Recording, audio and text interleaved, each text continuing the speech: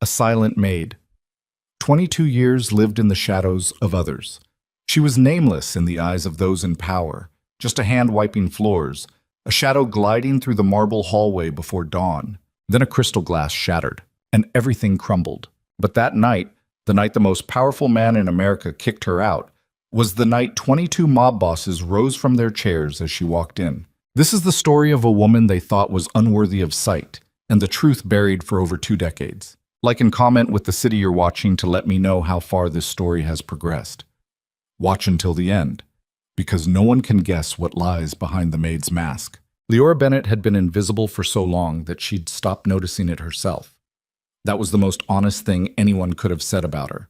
Not that she was quiet, not that she was careful, not that she had learned to move through rooms the way smoke moves through cracked wood, without friction and without sound. All of that was true, but none of it explained the deeper thing, which was that she had stopped expecting to be seen at all. Invisibility wasn't a wound she carried. It was a habit. It was the shape her life had taken over 22 years of learning how to make herself small enough to fit inside someone else's world without disturbing the furniture. The Valentia estate sat on 47 acres of northern Illinois flatland that money had forced into elegance. The gates were wrought iron, the driveway was crushed white stone, and the main house was 4 stories of pale limestone that reflected light in the early morning like something that wanted to be mistaken for civilization. Leora had worked inside those walls for 3 years. She knew every hallway, every service staircase, every room where the drafts came through regardless of how many times the windows were resealed. She knew which floorboards groaned under weight near the east corridor and which ones held silence like a secret. She knew the house the way a person learns a language they were never supposed to speak, by necessity, by repetition, by the slow accumulation of moments when getting it wrong would cost her something she couldn't afford to lose. She arrived before 5 every morning, not because anyone told her to, because arriving at 5 meant the house was still dark, still empty of the men who filled it during daylight hours, and she could work without anyone watching her work. That was the simple arithmetic of her life inside the Valentia estate. The less visible, the better. On the morning of the gala, she arrived at 4:47. The ballroom needed 3 hours of preparation before the event coordinator's team showed up at 8, and Leora had been assigned to handle the crystal. 46 Venetian goblets, hand-blown, shipped from a private collector in Murano, each one worth more than Leora's monthly salary by a margin that she had stopped calculating because the math made her feel a particular kind of tired.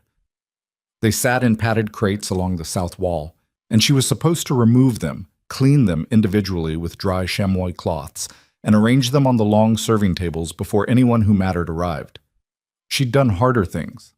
The first 28 went without incident.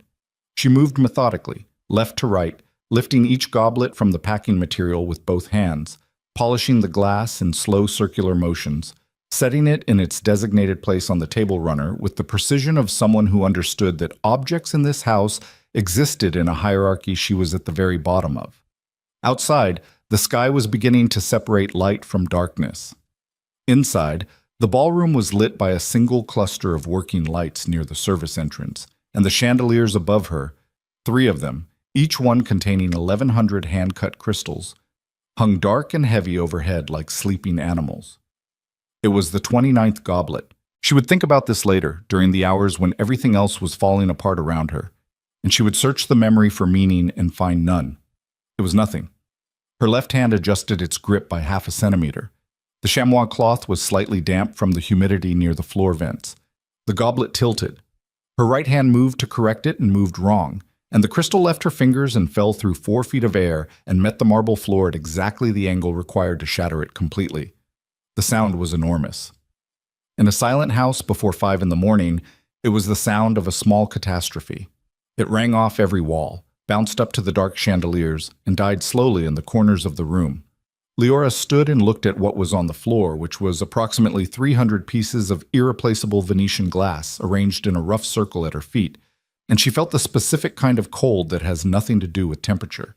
She was still crouching down, trying to gather the larger pieces with her bare hands, which was stupid, and she knew it was stupid even as she did it, when she heard footsteps. Not the event coordinator, not the household manager, not any of the dozen people whose arrival she could have survived. Dominic Valenti came into the ballroom doorway at 5:03 in the morning, wearing a dark suit jacket over a white shirt that was still open at the collar, which meant he hadn't slept, which meant he'd been in his study with the lights on and the door locked the way he was whenever the pressure of whatever he was building came down on him hard enough that sleep became irrelevant. He was 51 years old and built like a man who had made his body a deliberate argument against age. His hair was dark with silver at the temples.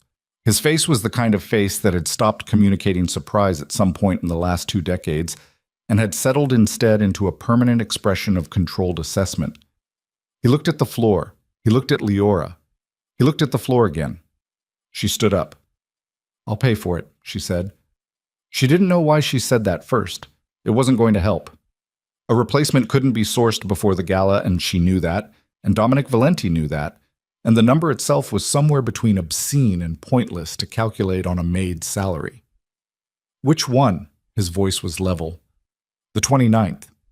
Something crossed his face that wasn't quite expression. "The Contarini piece."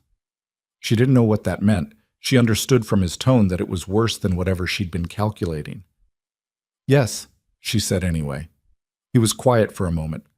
Around them, the ballroom held its breath. She was aware of the glass on the floor, of the blood on her right index finger from a piece she'd grabbed without thinking, of the 45 remaining goblets gleaming quietly in their arranged places on the table behind her like an audience. "You've been here 3 years, Dominic said. "Yes." "And in 3 years you have never broken anything." "No. Tonight is the single most important evening this estate has hosted in 14 years. He paused. "And 5 hours before my guests begin to arrive, you have destroyed a 400-year-old piece of glass that cannot be replaced." Leora said nothing. There was nothing to say that wouldn't make it worse. "Leave," Dominic said. She looked at him. "Leave the estate. Your employment here is finished. Arrangements will be made to send whatever you're owed." He said it the way he said everything. Without heat, without contempt, which was almost worse than if he'd been angry. Anger would have given her something to push back against. This was just a door closing. "People like you," he said, and then paused as if he was deciding whether to finish the sentence and finished it. "Don't belong in rooms like this." She picked up the chamois cloth from the floor, set it on the nearest table, turned and walked out through the service entrance without looking back, because she was not going to give him the satisfaction of seeing what his words had landed on, and also because she understood in some precise and terrible way that he wasn't wrong. She had broken something irreplaceable in a house built on irreplaceable things, and she had no defense for it except that her hand had slipped. The morning air hit her face outside the service entrance, and it tasted like wet grass and diesel from the catering vans that were already beginning to park along the outer service road. She walked past them with her head down and her hands shoved into the pockets of her uniform jacket, and she did not cry, because crying required a certain kind of hope that something could be undone, and Leora Bennett had long ago stopped confusing herself on that point. She had a small apartment 20 minutes away by bus. She had $642 in a checking account. She had a duffel bag in her locker in the service building that contained a change of clothes, a paperback novel with the spine broken at page 212, and the silver pendant she'd worn every day for as long as she could remember, but had stopped wearing to work after the household manager told her that personal jewelry was inappropriate for the uniform. She went back for the duffel bag, took it from her locker, changed out of the uniform in the service bathroom and into jeans and a gray long-sleeve shirt, clipped the pendant around her neck. Old reflex. The pendant was small, a hand-formed oval of oxidized silver with a fine engraving on the surface that she'd never been able to fully decode, some kind of interlocking pattern of lines and symbols that had worn down over years of handling until it was more texture than image. The woman who had raised her, who had died when Leora was 19, had pressed it into her hands at the end and said, "Keep this." Nothing more. Leora had kept it the way you keep things when you don't understand them, and the person who could have explained them is no longer there to ask. She took the bus. She sat in the back and looked out the window at the flat Illinois landscape moving past in the gray early light. Gas stations, a storage facility, a strip mall with a check-cashing place and a laundromat and a Chinese restaurant that opened at 11. And she thought about what came next. That was the thing about being fired before 6 in the morning. It left you with a great deal of unstructured time and very little framework for filling it. She had enough money to cover 2 more weeks of rent. After that, she would need another position, which meant starting over somewhere, which meant references, which meant navigating the specific indignity of explaining why her most recent employment had ended. She pressed her thumb against the cut on her index finger. The bleeding had stopped. She looked at the thin line of dried blood along the edge of the cut and thought, 1 goblet, 1/2 second of bad adjustment, 29 and a half she'd done right, and it was the half that counted. She got home and sat at her kitchen table for a long time. Her apartment was small, a single room in the sleeping section of a converted Victorian, with a bathroom the size of a large closet and a kitchen counter running along one wall and a window that looked out onto the side of the neighboring building. She had made it livable in the way people make spaces livable when they've learned not to get attached to spaces. A few objects that meant something to her arranged on the windowsill, a rug she'd found at a church sale that was almost the right color, a stack of books on the floor beside the bed because she'd never gotten around to buying a bookshelf, and at some point the stack had become a feature rather than a failure. She made coffee, drank it, made more. She was on her 3rd cup when the phone rang. Unknown number. She almost didn't answer. The particular combination of being fired and broke and sitting alone in a small apartment makes a person cautious about unknown calls, because experience suggests that unknown calls in that situation are either creditors or mistakes, and she had enough of both. But she answered. Lyora Bennett. It wasn't a question. Who is this? My name isn't important right now. A man's voice, careful, controlled. She couldn't place the accent exactly, something that might have spent years being flattened into neutrality. I'm calling on behalf of the Valenti Gala. She felt something move through her chest that wasn't quite recognition. I don't work there anymore. We know. A pause. There's been an incident. She waited. The interpreter, the one hired for tonight's event, he was in a collision on the 294 approximately 2 hours ago. He's alive, but he won't be working tonight. Lyora looked at the pendant resting against her collarbone. Why are you calling me? Another pause, longer this time, and in the gap she heard something behind the man's voice. Voices, movement, the controlled chaos of people managing a crisis with the clock running. Because we have delegates arriving from 7 countries in the next 4 hours. Because we have no replacement interpreter available in the metropolitan area who has the necessary clearances. And because 3 of the estate's senior staff members separately told us that you speak enough languages to be useful. She almost laughed. Useful. The word landed with a particular weight. I speak 5 languages, she said. Fluently. I read 2 more. Silence. And you fired me this morning, she said. Not you specifically, but the estate. Mr. Valenti is aware of the situation. Good. He's asking, what is he offering, she said, cutting through it, because she had learned a long time ago that people who call to ask favors frame things as requests until you make them frame them correctly. Not asking, offering. The man on the other end was quiet for a moment in a way that suggested he wasn't used to being interrupted and was deciding how to handle it. He's prepared to offer a significant compensation package, including severance for the full quarter and a written reference. Lyora looked out her window at the side of the neighboring building. A pigeon was sitting on the fire escape. It looked profoundly uninvested in her problems. That's not enough, she said. Miss Bennett, tell him I'll think about it, she said. I'll call back in an hour. She hung up, sat with the phone in her hand, thought about what she was doing, which was negotiating with the man who had told her she didn't belong in rooms like his, for the right to be useful inside the room he'd excluded her from. There was something almost absurd about it.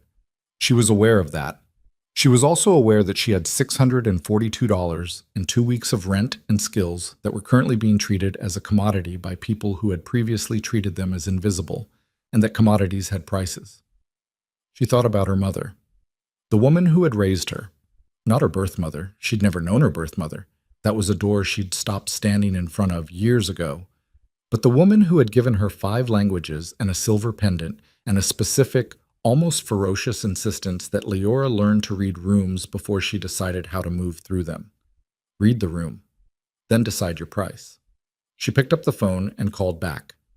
The same man answered before the first ring finished. I have conditions, she said. Mr. Valenti is prepared to essay my conditions, she said again, and waited until the line went quiet. Full compensation for the evening, not the quarters, that's separate. A formal written apology for the nature of my dismissal this morning. And access to the estate's internal records on the interpreter's original contract, because if I'm walking into a room with 7 international delegations, I need to know what he was supposed to know. There was a long silence. She heard the man on the other end breathing, heard the sounds of the estate behind him, the controlled urgency of a machine trying not to show that it was breaking. I'll relay the conditions, the man said finally. Do that, Leora said. You have 30 minutes. She hung up again. Looked at the pendant, pressed it flat against her sternum with 2 fingers the way she'd done 1,000 times without thinking about why. 15 minutes later, the man called back. He agrees, the man said. All 3 conditions. Leora closed her eyes for a moment. I'll need a car, and I'll need something to wear that isn't a uniform. Both can be arranged. Tell Mr. Valenti I'll be there by 4. She ended the call, stood up from the table, looked around her small apartment with its rug and its books and its pigeon-occupied fire escape view, and she felt something she couldn't name settle into the space beneath her sternum. Not triumph, not anticipation, something older and quieter than either of those things. She picked up the pendant again and looked at the engraving. The lines she had never been able to decode, the symbols worn down by decades of touch.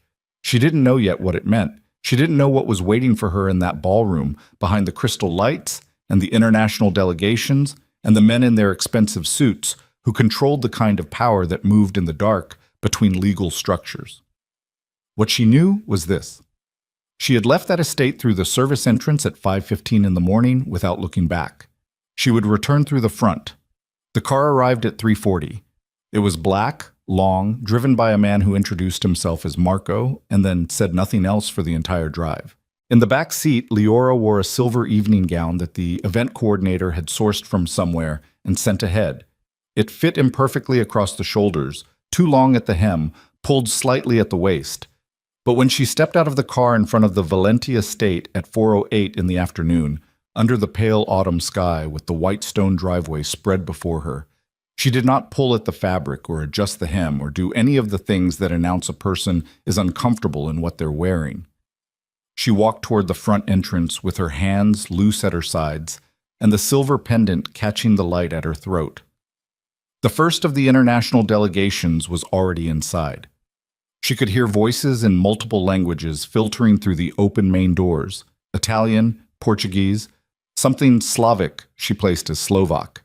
She cataloged them automatically, the way she cataloged everything, and a calm settled over her that was specific and practiced and had nothing to do with confidence and everything to do with preparation. She stepped through the front entrance. She had worked in this house for 3 years and never come through the front entrance. The main hallway was lit by the full array of chandelier light now, every crystal blazing, and the space was full of movement. Staff and delegates and security personnel, and the particular electric tension of a room that contained enormous amounts of concentrated power and knew it. 3 men in dark suits were clustered near the central staircase. A woman in a charcoal blazer was speaking rapidly into an earpiece near the hall table. Someone was arguing in rapid-fire Italian near the doorway to the reception room. Leora walked toward the ballroom. She didn't look for Dominic Valenti. She didn't look for anyone. She walked with the pendant against her throat and the too long hem of the silver gown brushing the marble floor, and she was almost through the ballroom doors when she heard it. The argument in Italian stopped. She turned. The 3 men near the staircase were staring at her, not at her face, at her throat, at the pendant. The oldest of them, a man she didn't recognize, white-haired, with the particular stillness of someone who had long ago learned to make their stillness do work for them, had gone the color of old paper. Leora looked at the pendant, looked back at him. He took 1 step toward her and then another, and his mouth was moving but no sound was coming out yet. And behind him one of the other men had grabbed the arm of a third and was saying something urgent and low that Leora couldn't hear from where she stood. The doors to the ballroom opened behind her. Dominic Valenti stepped into the hallway. He looked at Leora. He looked at the old man moving toward her. He looked back at Leora, and for the first time in 3 years of working inside his estate, she saw something in his face that didn't fit the controlled assessment expression she'd cataloged as default. She saw confusion. She saw underneath it something that might have been the very beginning of fear. And then the white-haired man reached her, and his hands came up, not to touch her, just to the air around her shoulders, shaking. And his voice finally found sound. "Where?" he whispered, in English that carried the weight of 60 years of Italian beneath it. "Did you get that pendant?" The old man's hands were shaking, not trembling the way hands shake from cold or age, but shaking the way they shake when the body receives information the mind isn't ready to process and has no mechanism to contain. Leora watched his fingers hovering in the air 6 inches from her shoulders. He hadn't touched her, seemed incapable of touching her, as if contact might confirm something he wasn't prepared to have confirmed. And she held very still, the way she held still when she didn't understand what was happening, but understood that moving wrong would make it worse. "The pendant," he said again. "Where did you get it?" Not a question anymore. A demand stripped down to its essential weight. "It was given to me," Leora said carefully, "by the woman who raised me." The hallway had gone quiet in the specific way spaces go quiet when everyone in them has simultaneously decided that whatever is happening in this corner is more important than whatever they were doing before. She could feel it, the pull of attention from the 3 men near the staircase, from the woman with the earpiece who had stopped talking into it, from the 2 delegates who had been moving toward the reception room and were no longer moving. Even the Italian argument near the doorway had stopped, mid-sentence, as if someone had cut a wire. Dominic Valenti hadn't moved from the ballroom doorway. He was watching the old man the way a person watches something they don't understand and aren't sure yet whether to be concerned about. The old man finally lowered his hands. He was pulling himself back together in real time. She could see it happening, the slow reassembly of control over whatever had cracked open in him 30 seconds ago. He was somewhere in his late 70s, maybe older, with a full head of white hair combed back from his face and a dark suit that had cost more than Leora's car and eyes that were pale gray and under the current circumstances very focused on her face. "Your name," he said. "Leora Bennett." Something moved through his expression at the surname. Not recognition. Something closer to the absence of recognition, the specific response of a name that doesn't match what you were expecting to hear. "Bennett," he repeated. "That was her name. The woman who raised me. Margaret Bennett." Leora paused. "She passed away when I was 19. The old man was quiet for a moment. Then he looked at the 2 men behind him, the ones who had been watching, and something passed between them that Leora couldn't read, some compressed communication that had the weight of shared history behind it. One of the men, younger, dark-haired, with a jaw that looked like it had been set wrong after a break and healed that way, gave a single short nod. "I need to speak with you," the old man said to Leora. "Privately, before this evening begins." "She's here to work," Dominic said from the doorway. The old man didn't look at him immediately. When he did, it was with the particular patience of someone who has long since stopped finding power in other people, surprising or impressive. "Enzo Carrera," he said to Leora by way of introduction, ignoring Dominic's comment as if it hadn't been made. "I've attended this gala every year for 19 years. I knew Dominic's father before Dominic understood what his father was." He paused. "I need 10 minutes. "You have 5, Leora said. "I have 7 delegations to manage." Something changed in his face that might have been respect, or might have been the recognition of a quality he hadn't expected. He gestured toward a small parlor off the main hallway. A room Leora had cleaned approximately 150 times in 3 years, and knew contained 2 wingback chairs, a writing desk, and a window that faced the east garden. She followed him. The dark-haired man with the broken jaw followed both of them. Dominic, after a moment's hesitation that she noted without turning around to see, did not. Inside the parlor, Enzo Carrera sat in one of the wingback chairs without waiting to be invited and looked at her with those pale gray eyes and said, "Take it off. Let me see it." She unclipped the pendant and handed it to him. He held it in both palms. The broken jaw man was standing near the door and not looking at her, which meant he was watching her with his peripheral vision, which she noted. Enzo turned the pendant in his hands with a care that was almost surgical, examining the engraving, tilting it to catch the light from the window. You said you never knew who gave it to her. Margaret. I said she gave it to me, Leora corrected. I don't know where she got it. What did she tell you about it? She said, keep this. Leora paused. That was all. Enzo's thumb traced the engraving on the pendant's surface. His expression had settled into something controlled and very serious, and underneath it, barely visible. Something that looked like pain that had been sitting in the same place for a very long time and had worn a groove there. 22 years ago, he said, I was shot 3 times in a building in the south side of Chicago. A warehouse meeting that went wrong in ways I am not going to explain to you tonight. He set the pendant on his knee and looked at her. I should have died on that floor.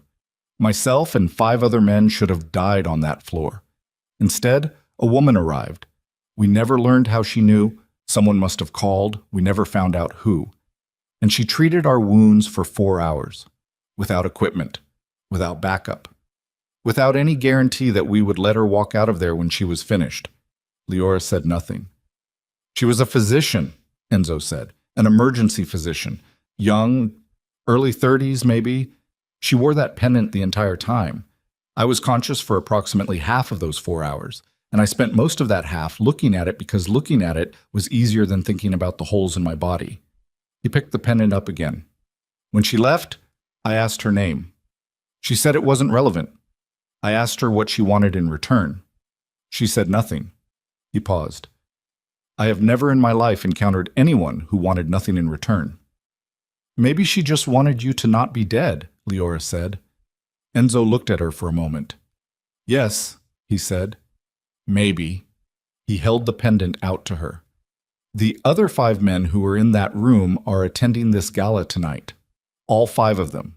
When they see this, they will react the way I reacted. I need you to be prepared for that. Leora took the pendant back, held it for a moment before clipping it back around her neck. Her hands were steady, which she was grateful for because her chest was doing something complicated and she didn't want it visible on her hands. What happened to her? She asked. The physician. Enzo's expression closed slightly. Not deception, more like the careful management of something heavy. She disappeared, he said. After that night, we looked for her, all 6 of us, independently, for years. We found no record of her. He paused, which meant someone had gone to considerable effort to make sure there was no record of her. Leora looked at the pendant against her palm. The engraving. The lines and symbols she'd spent years not quite being able to read. How old are you? Enzo asked. 22, she said. He nodded slowly, as if she'd confirmed something. He didn't say what. He stood, straightened his jacket, and moved toward the door. Then he stopped. The woman who raised you, he said without turning around. Margaret Bennett. Was she a physician? The room was very quiet. She was a nurse, Leora said. She told me she used to be a doctor. She said she stopped practicing before I was born. Enzo put his hand on the doorframe. Did she say why? She said the work changed, and she didn't change with it. Leora paused.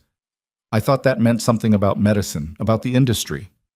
Perhaps it did, Enzo said. He opened the door. Stay close to me tonight, he said, and it was not a request. Not because I'm asking you to, because there are men in this building tonight who will see that pendant and not react the way I reacted. He walked out. The broken jaw man gave her one long look before following. The look said, I'm watching you, and not in the way that suggests admiration. Leora stood in the parlor alone for approximately 4 seconds. Then she put her hand flat against her sternum, over the pendant, and breathed. In, out, in. And then she walked back out into the hallway because she had 7 delegations to manage, and whatever was happening to her understanding of her own life could wait until the work was done. The next 2 hours were controlled chaos in the specific mode that large-scale events generate. Everything moving, everything needed yesterday. The gap between what was planned and what was actually possible narrowing with every passing minute. Leora moved through it the way she moved through the estate's hallways every morning, efficiently, invisibly, without friction. Except she wasn't invisible anymore and kept being reminded of that, in the specific form of people stopping mid-conversation to look at her throat. The South American delegation arrived at 5:40. Four men from a fictional cartel structure that operated between Sao Paulo and the Argentine border, led by a man named Resende, who had close-cropped gray hair and a handshake that was precisely calibrated to communicate exactly how hard it could be without going so far that you could call it threatening. He greeted the European representatives in Portuguese and switched to English mid-sentence without apparent effort when Liora stepped in, and she fielded the transition smoothly, bridging the language gaps with the calm efficiency of someone who had spent years understanding that the gap between what people said and what they meant was often wider than the gap between languages. She was translating a tense exchange between the Slovak delegation and a representative from what was identified only as an Eastern partnership when she became aware that she was being watched. Not the ambient, curious watching of the earlier hallway, something specific and directed and not particularly friendly. He was standing near the bar setup along the west wall of the reception room, tall, mid-40s, with a broad face and dark eyes, and the body type of someone who had been very large once and had redistributed that mass over time into something denser and more contained. He was holding a drink he hadn't touched. He was looking at the pendant. Liora finished the translation, murmured something to the Slovak representative that kept the exchange on stable ground, and drifted the 15 feet between her position and the bar with the deliberate casualness of someone who happens to be moving in a direction and not someone who has targeted a specific destination. "I don't know you," she said quietly, stopping beside him and looking out at the room rather than at him. Basic conversational cover. "Gavril Mache," he said. His English had Romanian in it. "You're the interpreter." "I'm one of several things tonight," she said. He was quiet for a moment. She could feel him looking at the pendant in her peripheral vision. "That necklace," he said. "I know," she said. "You know what it is?" "I know it's attracting attention." She paused. "I'm starting to understand why." He turned to look at her directly now. Up close, his face had the particular quality of a man who had made a decision a long time ago about what he was willing to do and had spent the intervening years confirming that decision was correct. "Where did the old man take you?" "Enzo Carrera." She said the name to see what it did to his face. It did something. A quick compression around the eyes. Not fear, but something adjacent to it. Something in the territory of unresolved history. "He told me about a night in Chicago, 22 years ago." Gavril Machi set his untouched drink on the bar surface. "He had no right to tell you that." "It concerns me directly," Liora said. "Or it might." "It concerns men who were in a room together," he said, and his voice had dropped. "And what they agreed, after that night, would stay in that room." He looked at her. "You understand?" "I understand you're warning me," she said. "I'm less clear on why." He picked up his drink again, put it down again. "Because there are people in this building tonight who have spent 22 years making sure certain information stayed buried. And you are walking around with the single most recognizable piece of evidence that that information exists, sitting right here." He touched his own collarbone briefly, "in plain sight." Liora looked at him. "Are you threatening me or warning me?" "I haven't decided yet," he said. He walked away. Liora stood at the bar for a moment, looking at nothing. Around her, the reception room hummed with the layered sound of too many languages and too much money and the specific kind of tension that develops when people who are used to being the most dangerous person in any given room are forced to share that designation with 20 other people. She counted exits without meaning to. Service door left of the bar. Main doors behind the Slovak delegation. Emergency egress marked with a small illuminated sign near the east corridor entrance. Old habits. She went back to work. By 7, the ballroom was filling. The chandelier light hit the 45 remaining crystal goblets on the serving tables and threw small prismatic patterns across the tablecloths. And the absence of the 29th was not visible to anyone who didn't know to look for it. The gala was formal. Long tables, white linens, the controlled staging of an event that cost more to organize than most people earned in a decade. Liora had been placed near the head table, close enough to the most senior delegations to manage translation needs without moving far, and she was standing with her back to the room's east wall when Dominic Valenti arrived at the head table. He didn't look at her immediately. He worked the table. Brief handshakes, brief exchanges, the fluent social performance of a man who had spent his adult life in rooms like this one. She watched him the way she'd always watched him inside the estate, from the periphery, cataloging without engaging. He was good at it. She could see why the room deferred to him in the way it deferred to him. Not loudly, not in obvious forms of hierarchy, but in the small adjustments people made when he moved through a space, the slight reorientation of posture and attention. He reached the end of the table and turned, and their eyes met. He held the look for 2 seconds longer than was necessary or comfortable. Then he came around the end of the table and crossed the 10 feet between them. "Carrera spoke to you," he said. Not a question. "Yes." "What did he say?" "He told me about a night in Chicago." She watched his face. 22 years ago. Something moved behind his eyes. "He had no business. He had every business," she said, keeping her voice level, because they were 10 feet from the head table, and this was not the place to have this conversation at volume. That pendant was worn by a woman who saved his life, and apparently 5 other lives, and apparently those 6 lives include people at this table tonight. Dominic's jaw tightened. "That's not—" He stopped.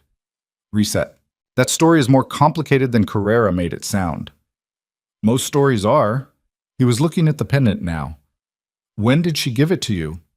"When she was dying," Leora said. "She had about 3 hours. She used them to give me a pendant and tell me to keep it, and then she stopped being alive." She paused. "She didn't explain it. She didn't have time, or she didn't want to, and I've spent 3 years working in your house and never once thought to wonder why a woman who told me she used to be a doctor gave me a piece of silver she'd kept for 20 years and said nothing else about it." Dominic stared at her. "I think she was my mother," Leora said. The words came out with less weight than she'd expected. She'd been forming the thought since the parlor. Saying it out loud made it smaller and larger simultaneously. Smaller because it was just words, larger because words made it real. I think Margaret Bennett wasn't her real name.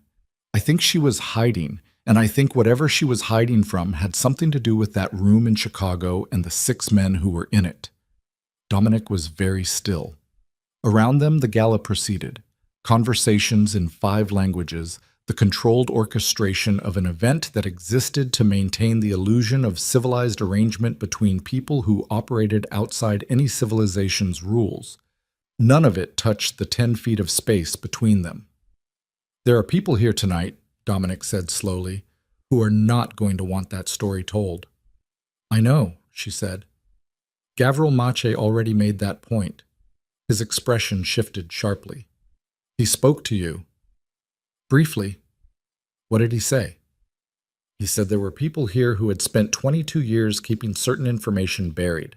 He said I was walking around with the most recognizable piece of evidence that the information existed." She paused. "Then he said he hadn't decided yet whether he was warning me or threatening me." Dominic's expression was doing several things at once, none of them simple. He looked at the head table, then back at her. His jaw worked once. "Stay near me tonight," he said. Carrera said the same thing. "Carrera's reasons and mine are different." "I know," she said. "That's what concerns me." He opened his mouth to say something else, and then one of his men appeared at his shoulder. A lean, angular man named Costa, who functioned as something between a chief of staff and a forward line of defense, and bent close to say something in a low voice that Leora couldn't hear.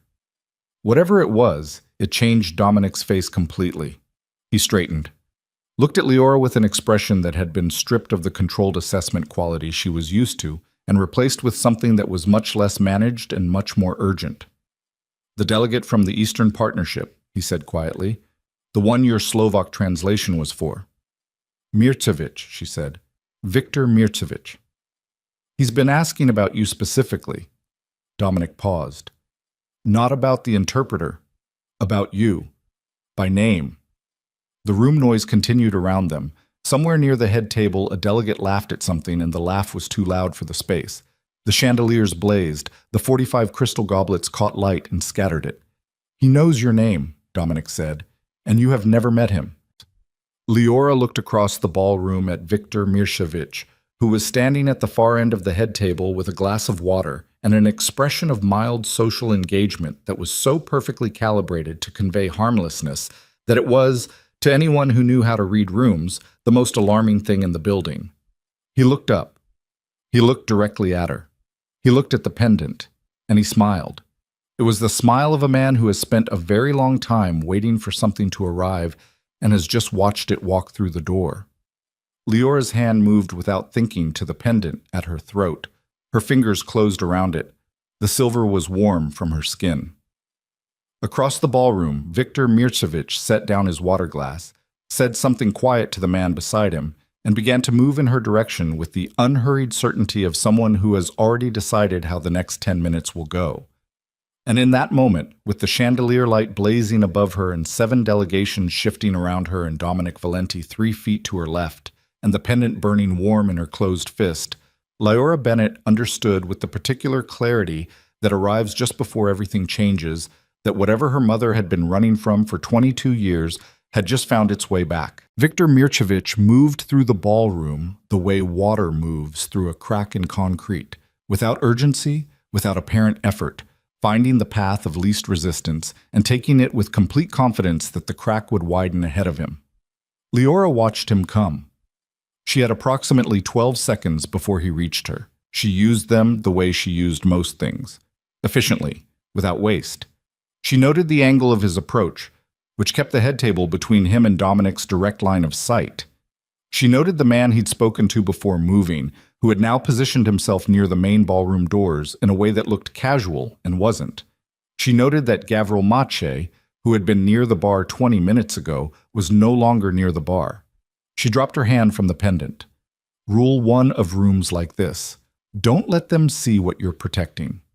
Viktor Mircevich stopped in front of her with 18 inches of social distance, close enough for private conversation, far enough to pass for civilized, and smiled again. Up close, the smile was more specific. It was the smile of a man who was genuinely pleased, which was almost worse than if it had been threatening, because pleasure implied a plan that was already going well. "Ms. Bennett," he said. His English was precise, lightly accented, each word placed with the care of someone who had learned the language as an adult and had spent years since then removing evidence of the seams. "You managed the Slovak exchange beautifully. Miroslav is difficult to redirect once he's fixed on a point." "He wanted assurances that weren't yours to give," Leora said. "I gave him time instead. It's usually a reasonable substitute." "Yes." Mircevich tilted his head slightly. "Where did you study?" "Varied," she said. "Everywhere and nowhere in particular." "Languages." "Among other things." He looked at the pendant, not with the raw shock of Enzo Carrera, not with Gavril Mache's compressed wariness, with recognition. Clean, immediate, unsurprised recognition, as if he'd expected to see it and was simply confirming that it had arrived on schedule. "That's a beautiful piece," he said. "It has sentimental value." "I imagine it does." He looked back at her face. "I'd like to speak with you privately. After dinner, perhaps. There are matters that concern your—" He paused. One beat, perfectly placed. "Professional future. I represent interests that could use someone with your particular range of skills." "You know nothing about my range of skills," she said. "I know you speak 5 languages and read 2 more. He said it without inflection. Exactly the number. Exactly the way she'd said it on the phone that morning, to the man who'd called to offer her the gala assignment. "I know you worked in this estate for 3 years and were dismissed this morning. I know you were brought back under conditions you negotiated yourself."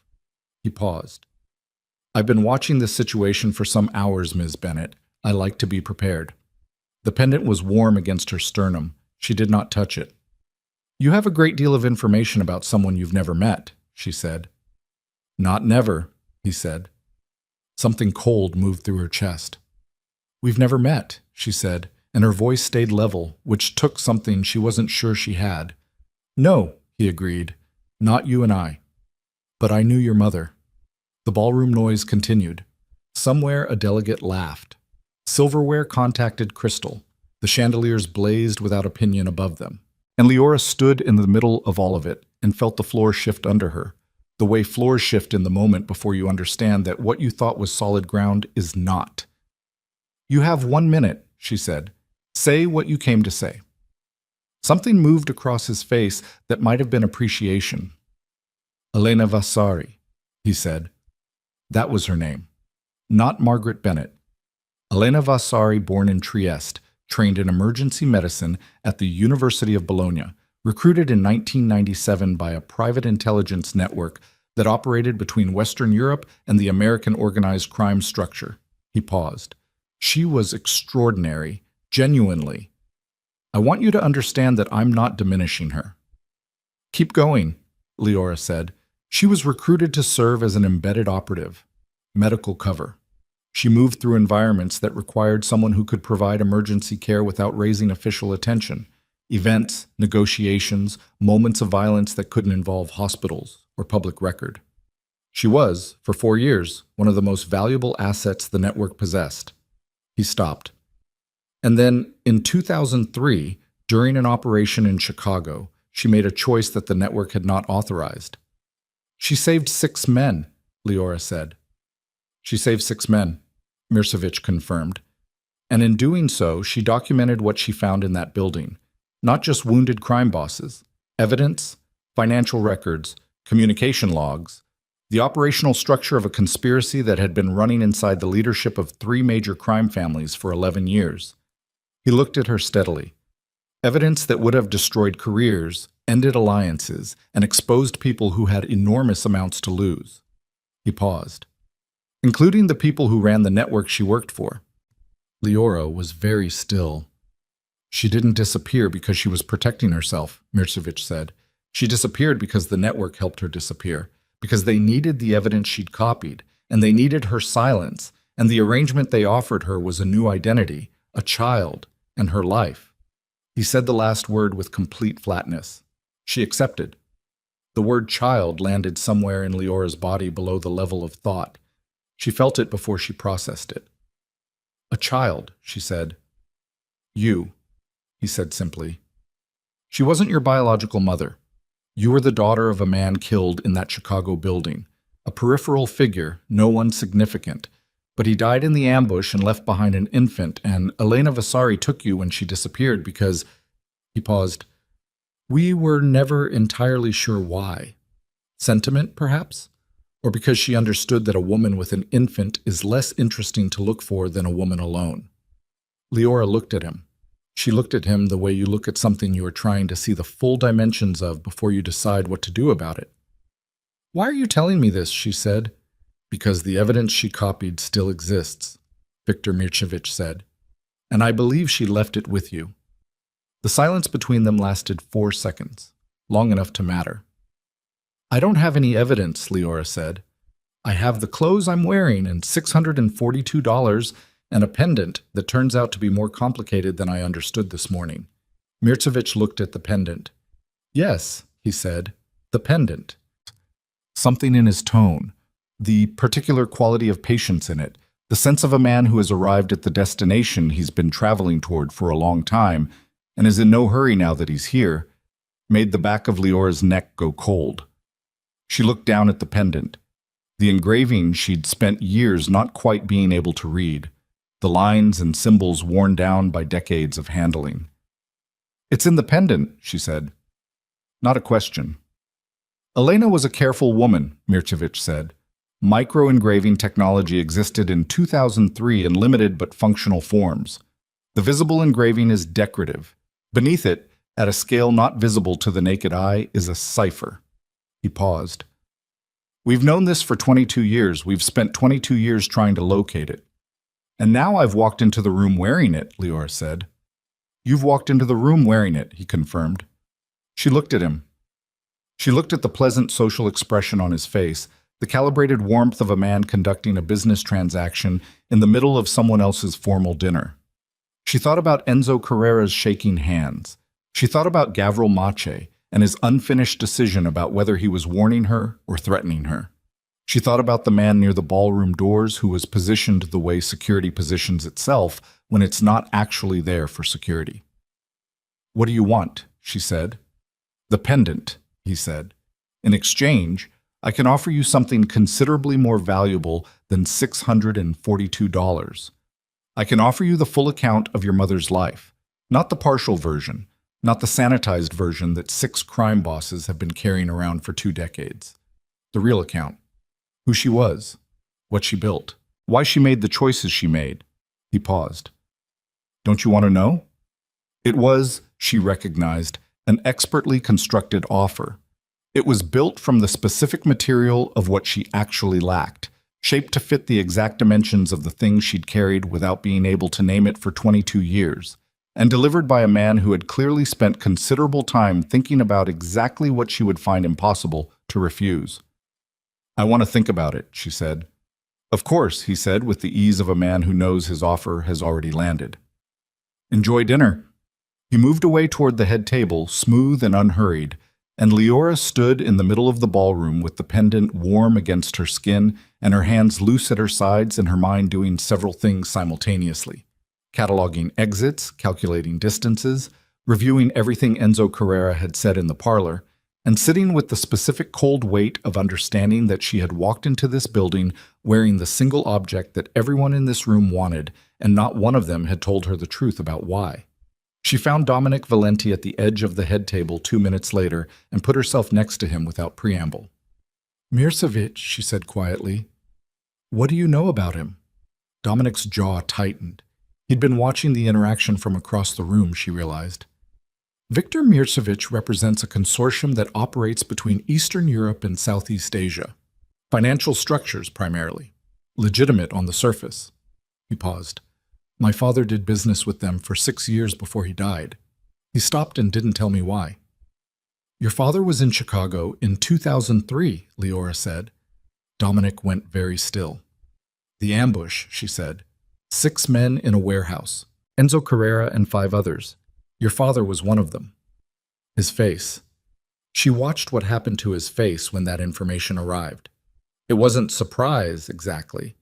It was the specific expression of a person who has been carrying an unasked question for a long time and has just heard the answer to it without having asked. How do you... Mirsevich told me, she said. He told me a great deal. He told me my mother was an operative for a private intelligence network. He told me the pendant contains micro-engraved cipher data documenting a conspiracy inside the council leadership. He told me he's known about it for 22 years and has been looking for it the entire time. She paused. He offered to tell me who my mother really was in exchange for the pendant. Dominic looked at her. What did you say? I said I needed to think.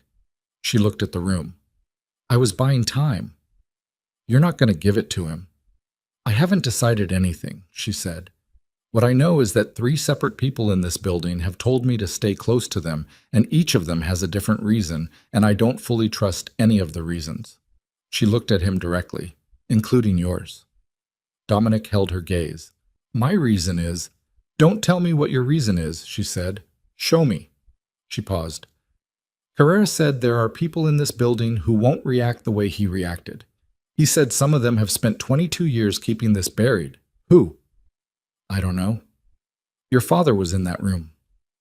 My father is dead, Dominic said. Has been for 8 years. Then what he knew died with him, unless he left it somewhere. Something moved across Dominic's face. A quick compression, barely visible, there and gone. She almost missed it. She didn't miss it. What? She said. Nothing. Dominic.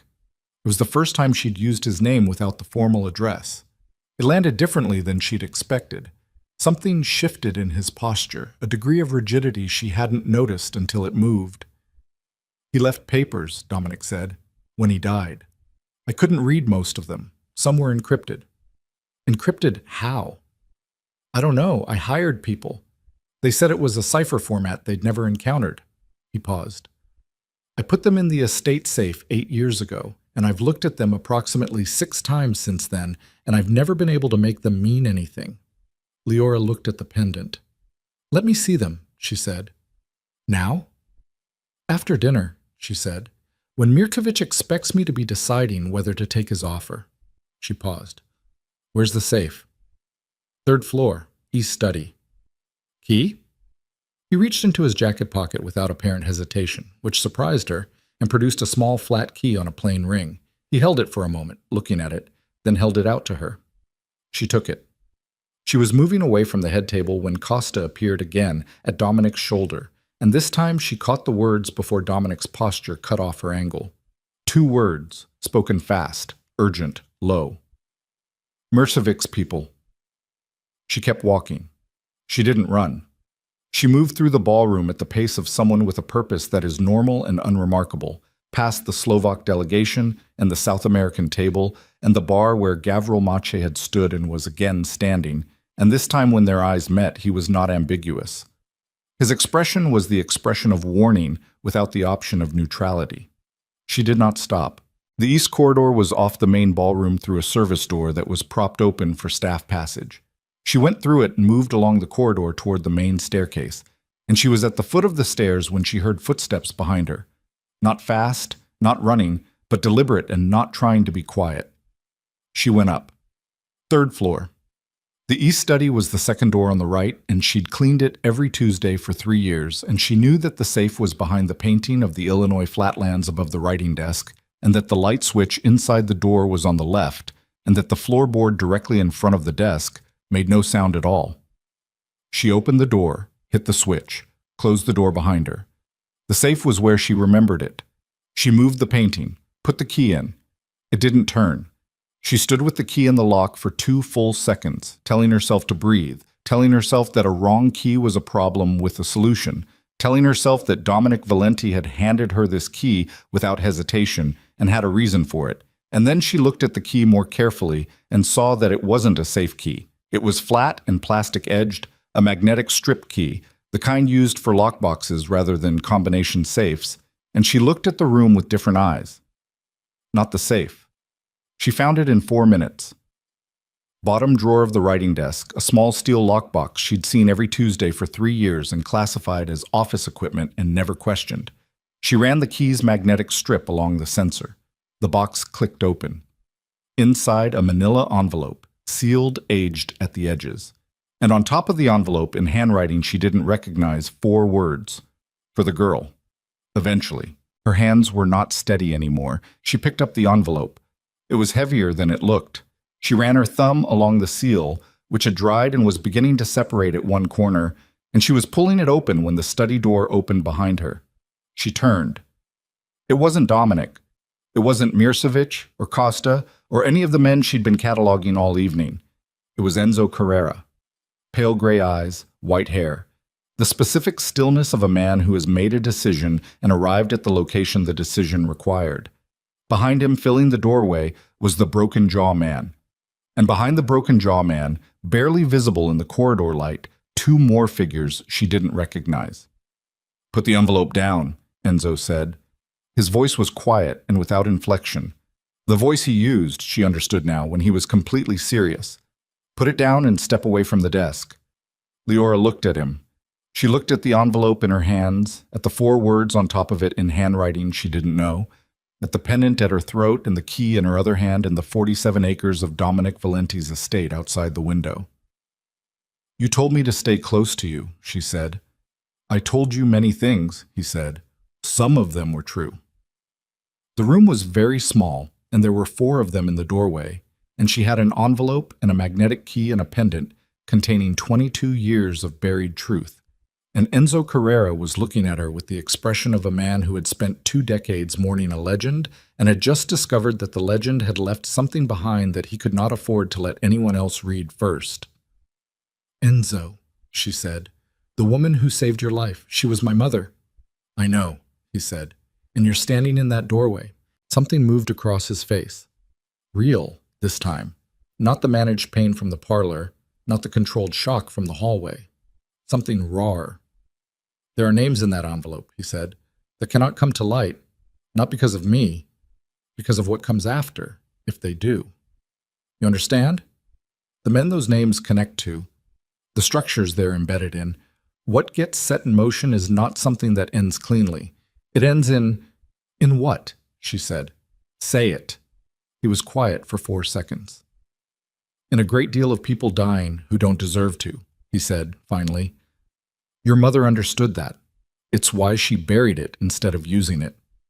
Leora looked at the envelope, at the 4 words in the unknown handwriting, at the pendant, at the man in the doorway who had shaken with emotion an hour ago and was now standing with 4 bodies behind him, asking her to put down the one thing her mother had spent her life protecting. She looked at him. My mother spent 22 years hiding, she said. Hiding me. Hiding this. Her voice was even.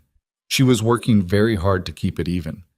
She gave up her name and her career and her entire existence, and she died in a room that smelled like antiseptic with 3 hours left, and the only thing she said to me was, "Keep this." The pendant. She pressed it flat against her sternum with 2 fingers. And you're asking me to put it down? Enzo said nothing. Tell me why she really disappeared, Leora said. Not the network version. Not the version where they offered her a deal and she took it. Tell me what actually happened in that building in Chicago. Enzo's jaw moved.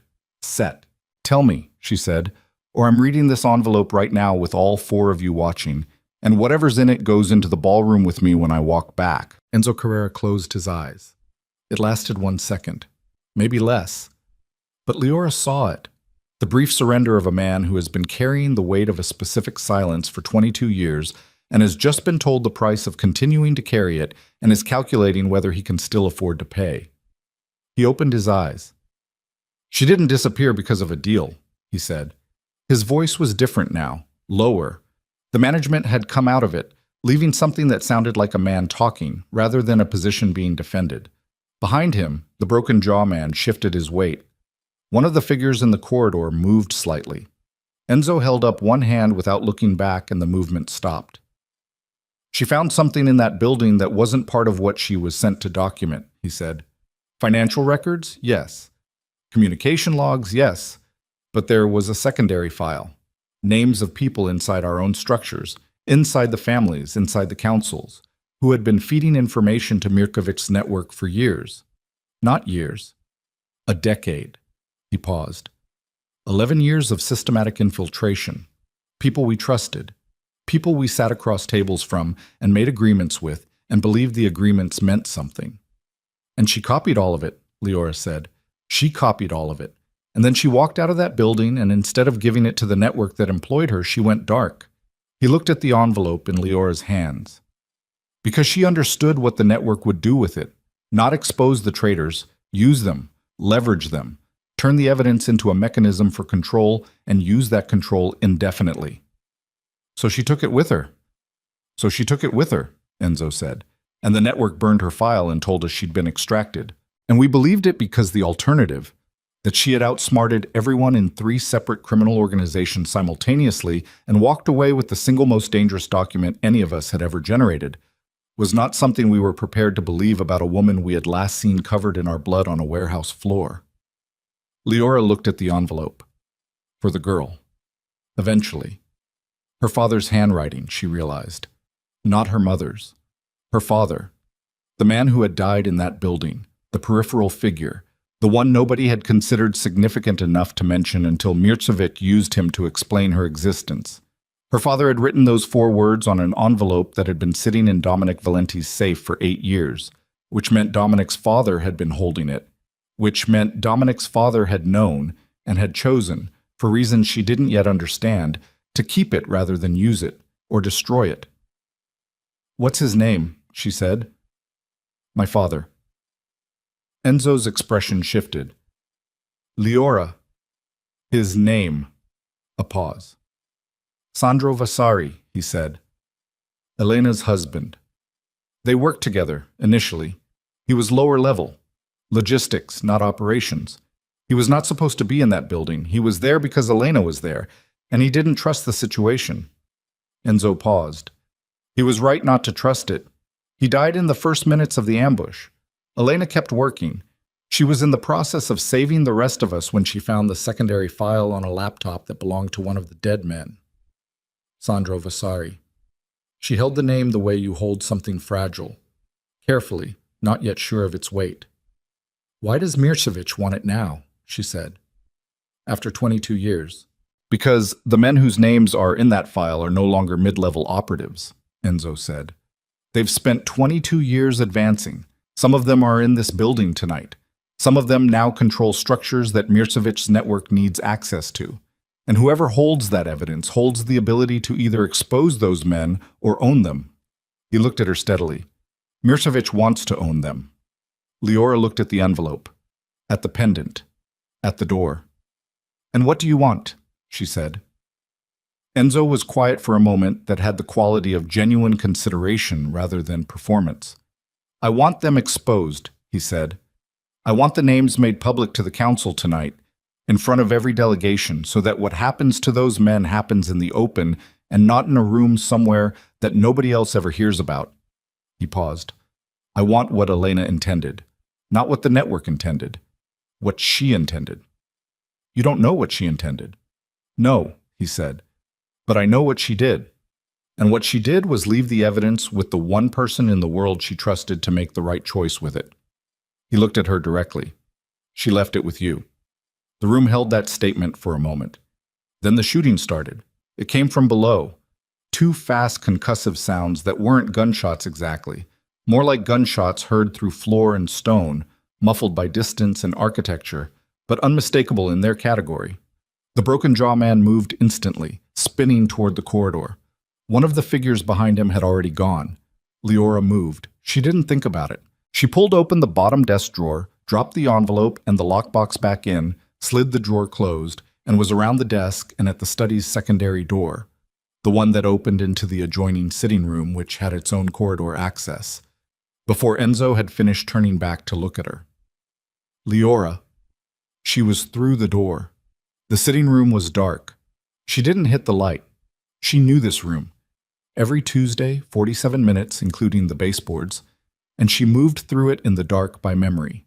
3 steps past the door, right to clear the settee, 8 steps to the far wall, left along the wall to the secondary corridor door. She had her hand on the knob when she heard voices from the corridor on the other side. Not Enzo's people. She went back through the sitting room and into the study, and Enzo was on a phone and the broken jaw man was in the doorway, looking at her with an expression that had nothing ambiguous in it anymore. "What happened downstairs?" she said. Enzo lowered the phone. "Mircevic's security triggered something near the main entrance. One of my men is down." He paused. "Victor has moved toward the ballroom." Leora crossed the room, pulled open the desk drawer, took the envelope, pulled the lockbox out, removed the envelope and tucked it against her ribs, inside the left side of the silver gown's bodice, where the fabric had a panel seam that created a flat pocket nobody had designed for this purpose, but which happened to work for it. She dropped the empty lockbox back in the drawer and closed it. "You're taking it down there," Enzo said. "Not a question." "You said you wanted it exposed in front of the full council," she said. "That's where the full council is." "I said I wanted—" "I know what you said." She looked at him. "Are you coming or not?" He looked at her for a long moment. He looked at the broken jaw man. He looked at the phone in his hand and at the envelope-shaped line, barely visible against the silver fabric at her ribs. And then he said, to the broken jaw man, "Stay with her." They went down. The staircase had emergency lighting active. Someone had cut the main power to the upper floors, which meant this was coordinated, which meant it had started before the shots she'd heard, and the shots were the second act rather than the first. The broken jaw man went ahead of her on the stairs, which she understood as both protection and management. Enzo came behind. The 3 of them reached the main floor in 40 seconds. The ballroom doors were closed. That was wrong. The doors had been open all evening. The gala wasn't designed around closed doors. She pushed through them without stopping. The scene inside was not the organized dissolution she'd braced for. It was more controlled than that, and more terrifying because of it. The delegations had been consolidated, not panicked, consolidated, moved to the south end of the room in a deliberate grouping that suggested someone had organized it. The head table was half empty. Security personnel, some she recognized from the estate, some she didn't, were distributed around the room's perimeter in a pattern that wasn't the pattern from 2 hours ago. Mircevic was at the center of the room. He was standing at the main serving table, the one with the 45 crystal goblets, and he had a phone in his hand and an expression of complete composure. and on either side of him were two men she'd clocked earlier as part of the Eastern Partnership delegation, who were now positioned and visibly armed. Costa was on the floor near the head table. Alive, she could see him breathing, but not upright. Dominic Valenti was standing 12 feet from Mircevic with his hands visible and his jaw set, and the specific expression of a man who is 3 seconds from doing something that cannot be undone and is using everything he has to hold those 3 seconds in place. "There she is," Mircevic said. The room moved. Not all of it. The consolidated delegation stayed where they were, most of them reading the situation with the trained accuracy of people who had been in bad rooms before. But the armed men on the perimeter adjusted, and the adjustment triangulated toward Leora with the precision of a plan executing on schedule. "The pendant," Mircevic said. He hadn't raised his voice. He didn't need to. "And the envelope?" Leora stopped walking. "You moved fast," she said. "I've been waiting 22 years, he said. "I tend to move fast when the window finally opens."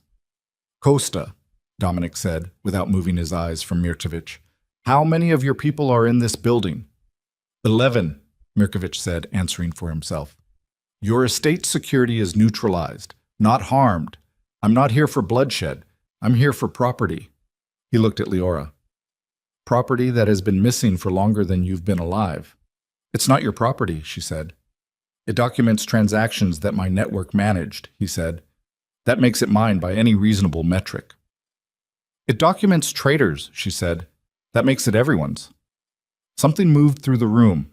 Not a sound, more like a shift in atmosphere. The specific change in air pressure that happens when a statement lands with collective weight.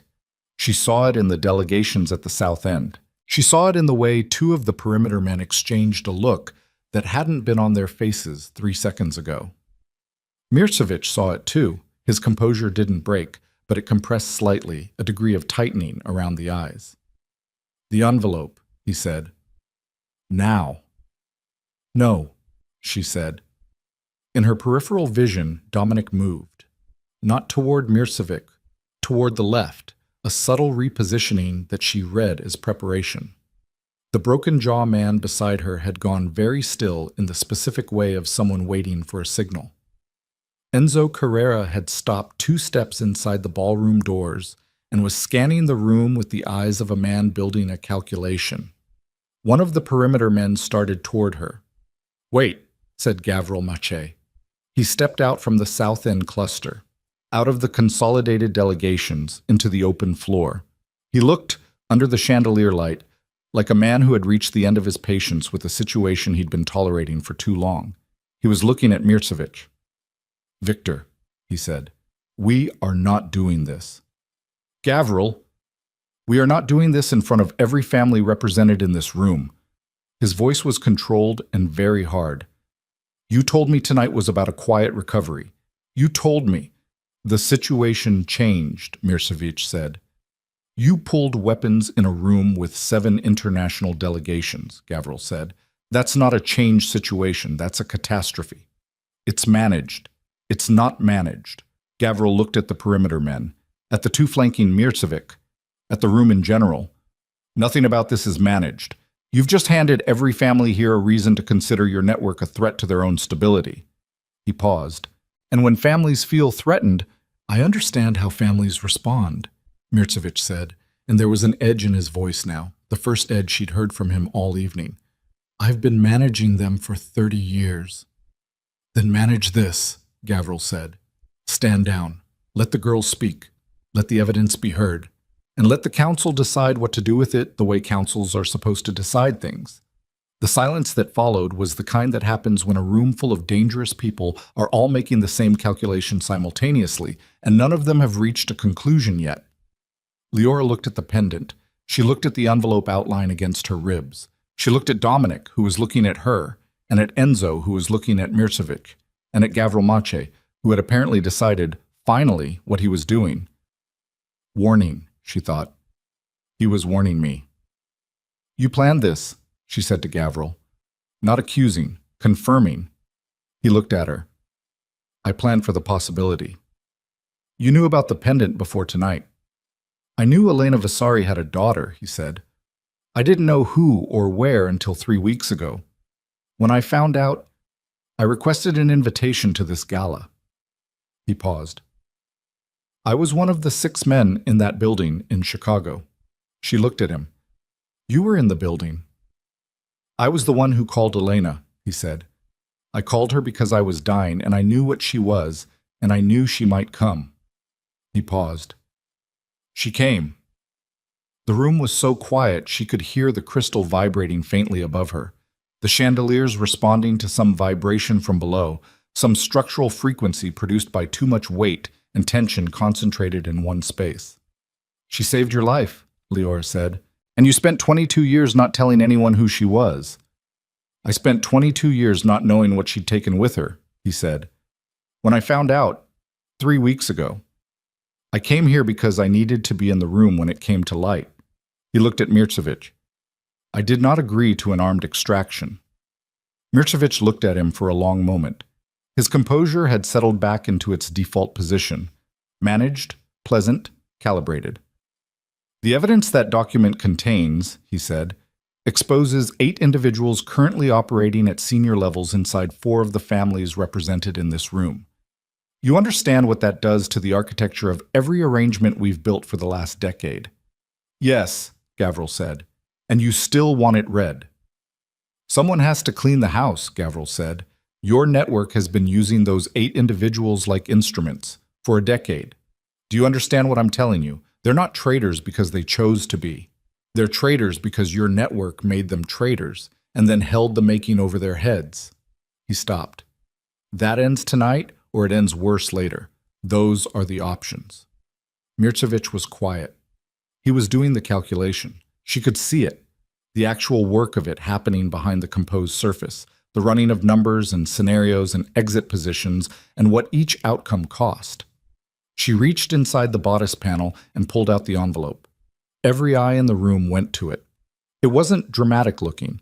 A manila envelope, aged, one corner slightly worn, the kind of thing you'd find in an old filing cabinet and move aside without thinking. She held it in both hands and felt its weight, and thought about a woman who had spent 22 years being Margaret Bennett, nurse, quiet life, small apartment, dying of something slow and unbeatable in a room that smelled like antiseptic, carrying the knowledge that everything in this envelope existed and choosing, every single day, not to use it.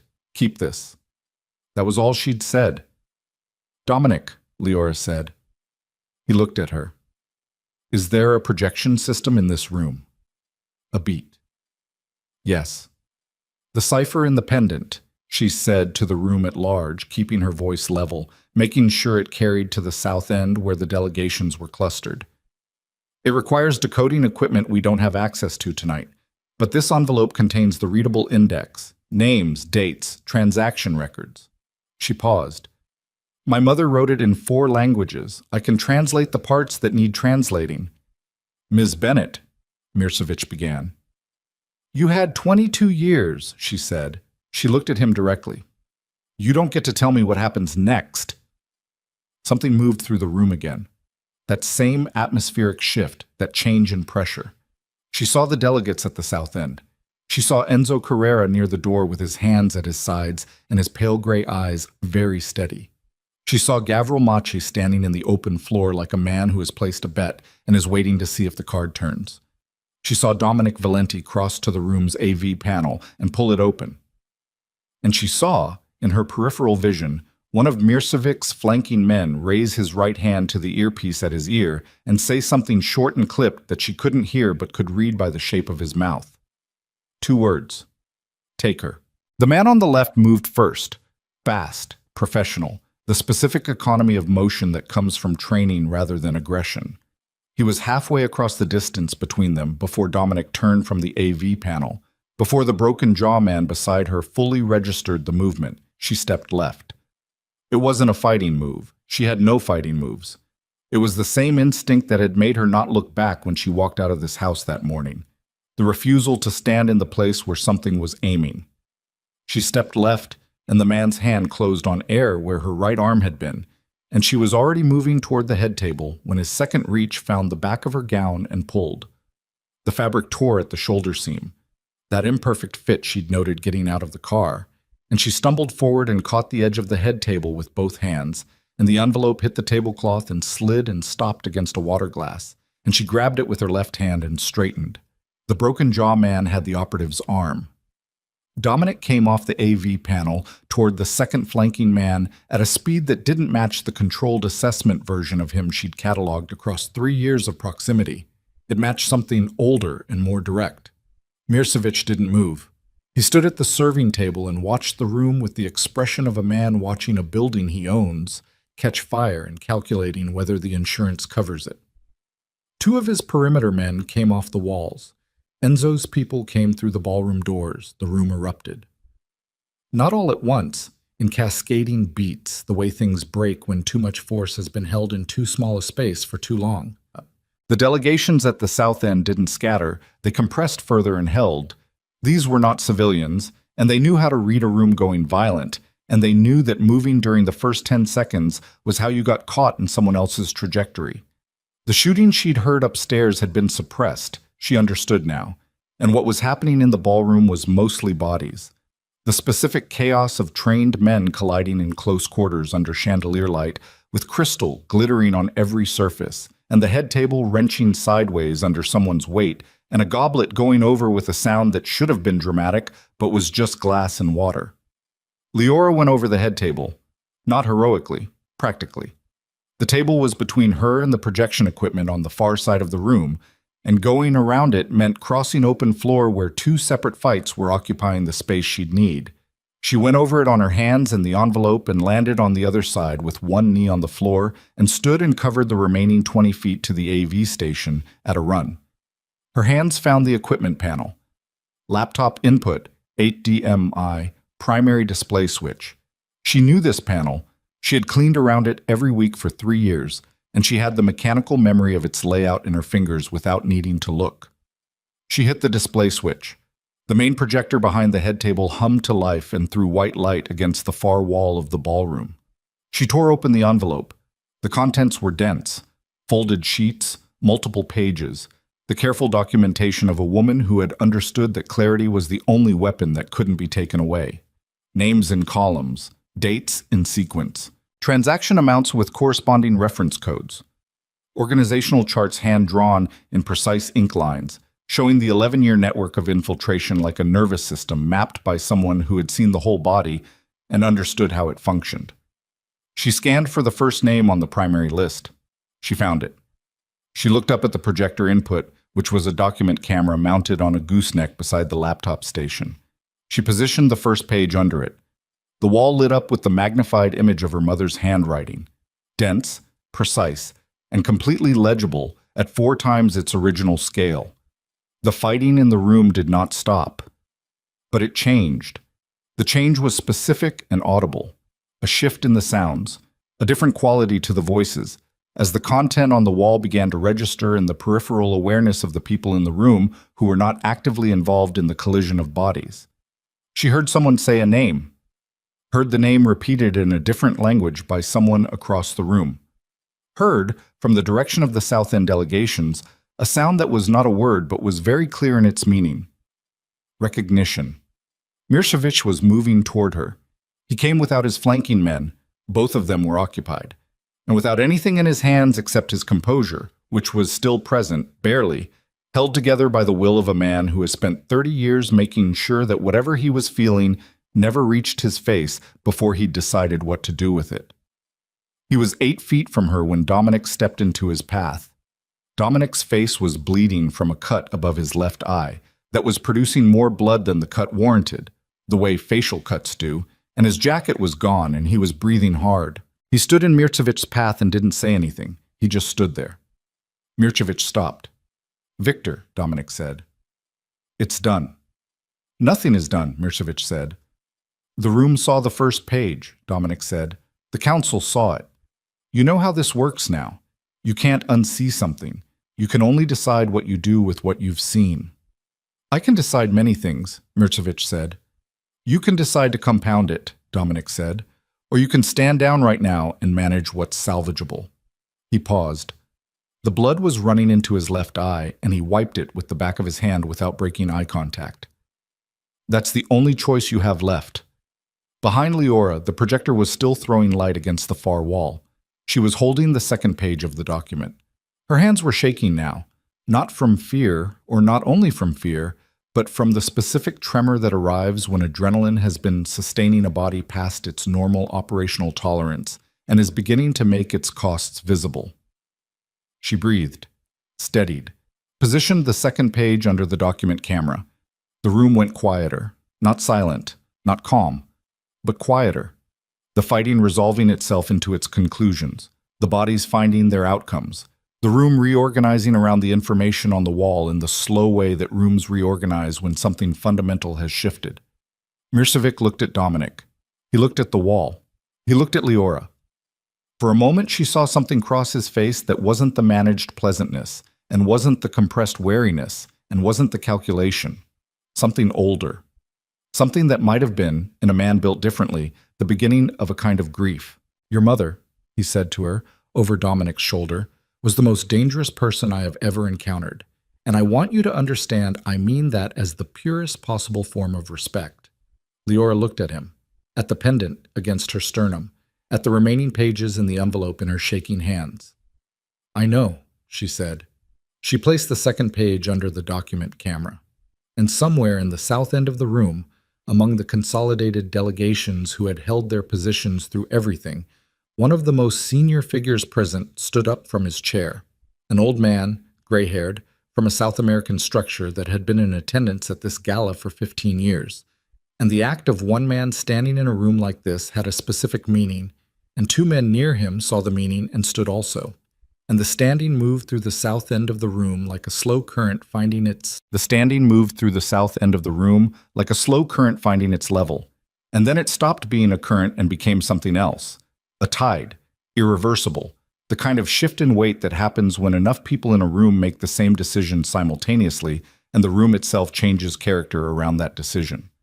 7 men standing, then 11. Then the number stopped mattering because the meaning had already been established. Viktor Mircevic watched it happen. He stood in the middle of the ballroom with Dominic Valenti 3 feet in front of him, and the projector throwing his network's 30 years of careful architecture onto the far wall in Elena Vasari's precise handwriting. And he watched the delegation stand, and his composure, that extraordinary, costly composure that he had maintained through armed confrontation and revelation and the systematic exposure of everything he'd spent his professional life building, finally did what composure does when the weight becomes too much. It didn't break dramatically. It just stopped. He looked older. That was the visible result. The managed pleasantness drained out of his face, and what it left behind was a man in his mid-50s who was very tired and standing in a room full of people who had just watched the ground disappear beneath him and who understood with complete precision what came next. He looked at Leora one more time. She was holding the third page of the document under the camera. Her shoulder seam was torn. Her hands had stopped shaking, not because the adrenaline had resolved itself, but because she had found the particular stillness that arrives on the other side of the worst moment, when the body understands that the worst has already happened, and everything now is aftermath. She met his look, held it. He sat down in the nearest chair. He put his phone on the table beside him, face down. He folded his hands. That was how Viktor Mircevic ended. Not with a confrontation, not with a threat, not with the execution of one more calculation. He sat down and put his hands on the table, and the men in the room who needed to see that he had done so saw it, and the evening moved forward without him. The next 40 minutes were the controlled, complicated work of resolution. Enzo Carrera organized it. She watched him do it from her position at the AV station, moving through the room with the authority of a man who has been waiting for exactly this moment and prepared for it without knowing he was preparing for it, speaking to the senior delegates in the specific language each of them needed, managing the consolidation of Mircevic's 11 men, who surrendered their weapons with the resigned efficiency of people who had been trained to read lost situations accurately. The broken jaw man, whose name she still didn't know, coordinated the estate's remaining security with a quiet competence that suggested he'd run operations like this before, in rooms less formally appointed. Costa got up off the floor. He had a split lip and a bruised eye socket, and he moved like something in his ribs had shifted. But he got up and he crossed to Dominic and said something short that made Dominic put one hand briefly on his shoulder, and then let go. Gavril Mache sat with the document pages after Leora removed them from the camera. He read through them slowly, one at a time, with the expression of a man encountering information he expected and finding that expectation didn't make it easier. When he reached the page that contained the name she'd identified first, the name she'd read and recognized from Enzo Carrera's account of the Chicago network, he set it face down on the table and put his hand flat on top of it and sat there for a moment without moving. Then he turned it back over and kept reading. The 8 names on the primary list were accounted for. 4 of them were in the building. Of those 4, 2 were among the delegations at the south end of the room, men who had been standing with the others when the current moved, who had stood for reasons that now had a particular irony to them, who had been part of the network that Mirsevic's operation had built over 11 years, and who had presumably been watching the entire evening with a specific species of dread. They were identified, quietly, by Enzo's people, and separated from the main group, and sat with. And it was not violent, and it was not loud, and it was in some ways more frightening for being neither of those things. The other 4 names, the ones not present, Enzo photographed with his phone. He looked at Leora before he did it, a question without words. She nodded. He photographed each page. Dominic came to her at the AV station while Enzo was managing the south end. He stood beside her and looked at the pages she was restacking into the envelope, and he didn't say anything for a moment. The cut above his eye had been pressed with a cloth someone had given him and had slowed to something manageable.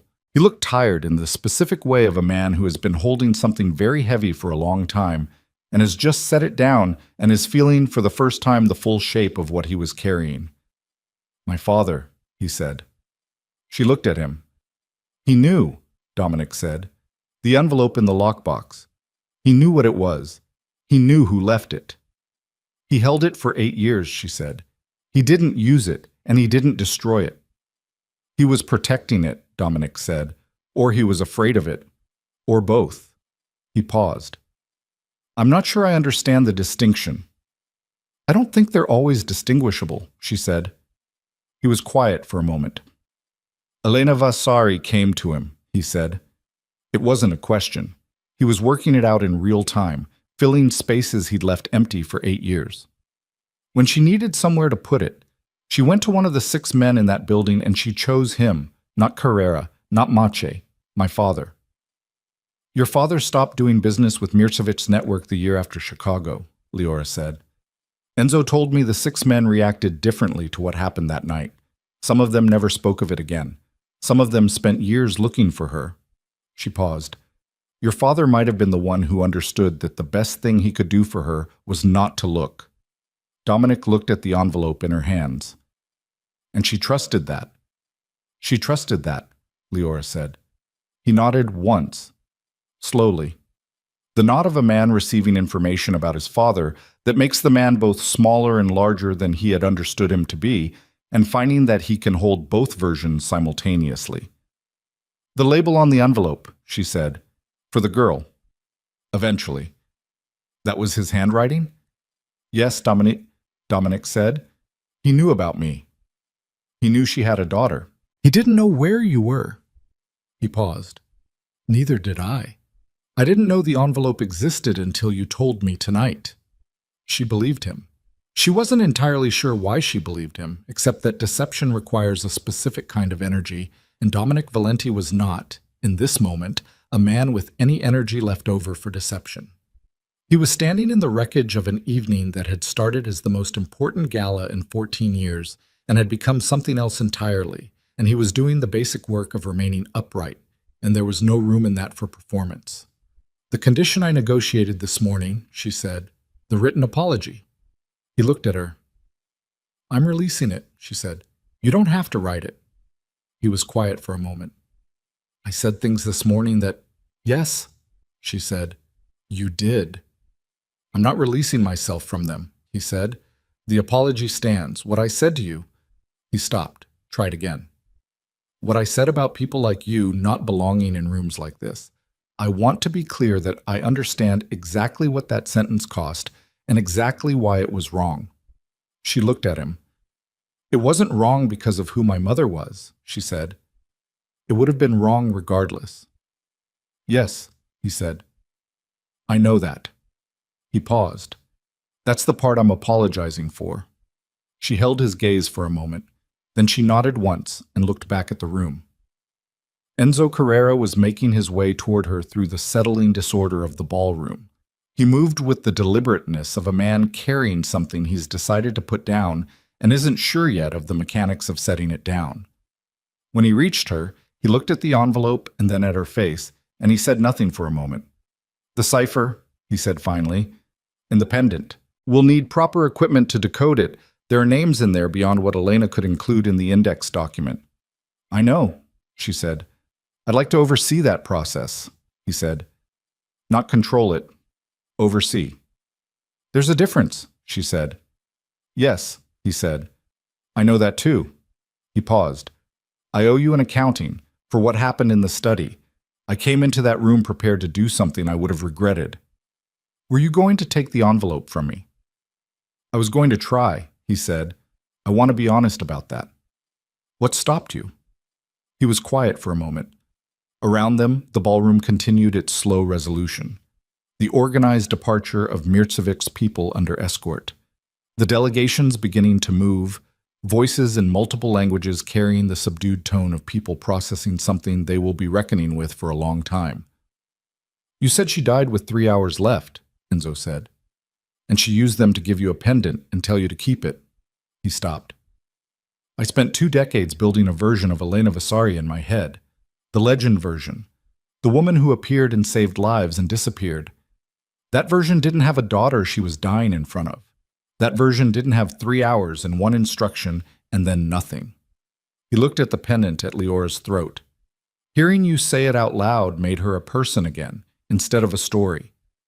And I found I couldn't take something from a person the way I could take it from a story. Leora looked at him, at the pale gray eyes and the white hair and the 70-something years of accumulated consequence that lived in the lines of his face. She would have liked knowing that, she said. Perhaps, he said.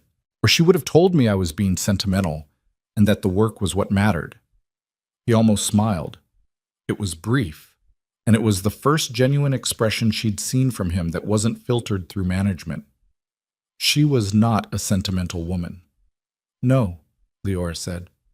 She wasn't. They stood together for a moment in the diminishing noise of the ballroom, in the chandelier light that was still blazing because nobody had thought to dim it, with the crystal goblets still arranged on the serving table in their 45-count formation. The gap where the 29th had been invisible unless you knew to look for it. Gavril Machi found her near the main doors an hour later, when the room had reduced itself to its remaining essential participants, and the formal gala structure had been entirely abandoned, and people were sitting in clusters or standing in the corridors having conversations that would take days or weeks to fully resolve. He looked, in the post-event quiet, like a man who had made a decision that cost him something and was still in the early stages of understanding the full price. Mircevik, she said. What happens to him? The council will decide, Gavril said. There are protocols, old ones, for situations like this. He paused. He'll survive. That's not a prediction. It's an inevitability. Men like Victor survive because survival is the only skill they've ever fully committed to. And the network? Damaged, severely. The 8 names on that index document represent 22 years of infrastructure. Losing them, losing the ability to use them, collapses a significant portion of the operational architecture. He paused. Not all of it. Enough. She looked at him. You were going to tell me, before tonight. You were going to warn me about what I was walking into. I tried, he said. I was too slow. Or you weren't sure, she said. Which side of the line you were on. He was quiet for a moment. I've been on the same side for 40 years, he said. It's not always a comfortable side, but it's the one that requires things of me that the other sides don't, and I find that I need to be required of. Otherwise, I become someone I recognize from the other side of too many tables. He paused. Elena understood that. It's why she called me when she needed someone to be in Chicago that night. Not because I was safest, but because I was the one who would still be required of afterward. She called you, Leora said. She called me, he confirmed. I called her. She had given me her contact 3 months earlier, said someday you might need this and I want you to have it. I thought it was professional courtesy. He paused. She was building a network of people she could trust. She was doing it carefully, one at a time, for years before Chicago. I didn't understand that until tonight. Leora was quiet for a moment. She was doing the thing she'd been doing all evening in the spaces between action, holding the pieces of Elena Vasari's life up against each other, trying to see the shape of the whole.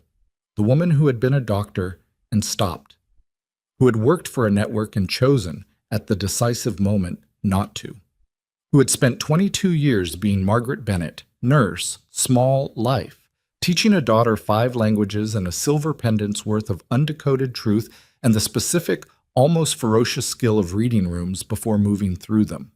She had not been hiding, Leora understood. Or not only hiding, she had been waiting, building, leaving things in the right places for the right time, with the particular patience of someone who has accepted that the right time might arrive after they're gone. Keep this. That was the instruction, the entire instruction, because Elena Vasari had known that her daughter would understand the rest when the time came, or she had trusted that she would, which amounted to the same thing. Around 2 a.m, when the ballroom had finally emptied of everyone except the estate staff beginning the process of restoring the room to some version of order, Leora sat at the head table alone with the envelope and the pendant and a glass of water that someone had placed in front of her at some point in the last hour. She opened the envelope again. She went through the pages slowly this time, without the urgency of the projector in the room and the armed men and the tide of standing figures and all the rest of it. She read her mother's handwriting in 4 languages and translated the parts that needed translating in her own head and let the full weight of the documentation settle into her understanding. It was extraordinary work, not because of the scope of it, though the scope was considerable, but because of the care, the precision, the complete absence of unnecessary word or redundant reference. Elena Vasari had documented 22 years of conspiracy in a format that was simultaneously impenetrable to anyone without the linguistic and contextual training to navigate it, and completely clear to anyone who had that training. She had built the document for one reader. She had built it for Leora. Leora sat with that for a while. Dominic found her there at 2:15. He didn't sit. He stood at the far end of the head table with his hands in his trouser pockets, and his jacket still gone, and the cut above his eye clotted now into something that would leave a mark for a week. And he looked at her the way people look at things they are still trying to understand the shape of. "There's a room prepared," he said, "if you want to stay. Tonight. The estate."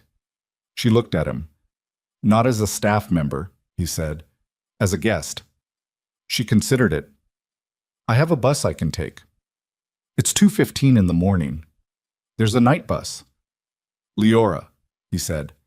And then he stopped, because he'd said her name the way she'd said his earlier, first time, different weight, and was apparently also finding that it landed differently than expected.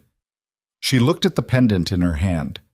She'd taken it off during the last hour and had been holding it, turning it, feeling the engraving under her thumb, the visible decorative pattern, and below it, at a scale she couldn't perceive but now knew was there, the cipher her mother had spent 22 years carrying close to her skin. "The condition I added," she said, "when I negotiated this morning, the one about the staff. No servant inside any Valenti property judged by their uniform instead of their character," he said, immediately, without having to think about it. "You agreed to it." "I did." "I want it in writing," she said, "not as a condition of my continued involvement tonight, as a policy, implemented across all properties, with accountability structure and a mechanism for staff to report violations without fear of retaliation." He looked at her. "That's more specific than what we agreed this morning." "This morning I was negotiating under time pressure," she said. "Tonight I have time." A long pause. "Yes," he said. "All right." "I'll draft the language," she said. "You'll sign it." "Yes." She put the pendant back around her neck and clipped it, straightened the clasp. "I'll stay," she said. "Tonight." He nodded. He started to turn, then stopped. "The position Enzo mentioned, the diplomatic advisory role, managing translation and communication between the families," he paused. "I'd like you to consider it Properly. Not as a favor and not as a debt I'm trying to pay. Because you are, tonight you were, he stopped, tried again. Because the work you did tonight was the reason any of this resolved instead of burning to the ground. She looked at him. I'll consider it, she said, properly. He left her at the head table. She sat for another hour. The staff moved around her quietly, the way staff moves around someone who clearly needs to be where they are. And nobody asked her to move, and nobody spoke to her, and she was grateful for both. She thought about Margaret Bennett, about the small apartment that had smelled like the specific combination of instant coffee and old paperback bindings that Lyora had breathed for 19 years, and would spend the rest of her life occasionally catching in some random doorway and stopping dead because of. About the 3 hours at the end and the one instruction and the particular expression on her mother's face when she pressed the pendant into Lyora's hands. Not peace, not quite, but something in the vicinity of completion. The expression of someone who has done the last thing they needed to do. She thought about Sandro Vasari, the man who had died in a building in Chicago 22 years ago because he hadn't trusted the situation and had been right not to trust it. She had his name now. She would find out what else there was to find. There would be records, photographs, some trace of a life that had ended too early in a room where it shouldn't have been. She would look for him the way she'd spent 22 years not quite knowing she was looking for something. She thought about the cipher in the pendant, the micro-engraved names still waiting to be decoded, the work that remained, and there was work remaining, real and significant work, the kind that would take months or years and would require exactly the kind of precise, multilingual, room-reading intelligence that Elena Vasari had spent 22 years building in her daughter without ever explicitly explaining why. Lyora understood the why now. She had understood it the moment she placed the first page of the document under the camera and watched the projector throw her mother's handwriting onto the far wall of a ballroom full of people who needed to see it. Elena Vasari had not been building a weapon. She had been building a bridge, the kind of bridge you build when you understand that the gap it spans won't close any other way, and that someone has to stand on it while the crossing happens, and that the someone has to be willing to bear the weight of standing between two things that want to destroy each other and refuse to move until they've found a reason not to. That was the inheritance, not the pendant, not the cipher, not the documentation of 30 years of organized crime conspiracy. The bridge. Lyora sat at the head table in the emptying ballroom with the chandelier light finally dimming as the estate staff worked their way through the closing of the event, and she turned the pendant over in her fingers one more time, and she thought, all right. She thought, I see what you were doing. She thought, you should have told me, and you couldn't, and it doesn't matter, and I'm angry about it, and I understand it, and both of those things are true at the same time and probably will be for a long time. She thought, I'll figure out the rest. The last chandelier dimmed. The ballroom was quiet. Outside, through the tall windows that faced the estate's east gardens, the sky was beginning to do what it does before dawn. Not lightning exactly, not yet, but shifting, the darkness acquiring a quality of thinness at the eastern edge that meant the light was coming even if you couldn't see it yet. In an hour, it would be morning. In an hour, the white stone driveway would catch that first flat light, and the 47 acres of northern Illinois flatland would return to visibility, and the estate would begin another day in whatever form this day had made it. Lyora sat with the pendant warm in her closed fist. She had arrived through the front entrance this evening. She had come back through the front door of a house that had dismissed her through the service exit at 5:15 in the morning, and she had walked into its ballroom under its chandelier light, wearing a borrowed silver gown and a pendant that nobody in the room was prepared for. And she had done the work that the room required of her, and the room had changed around her doing it. She was 22 years old.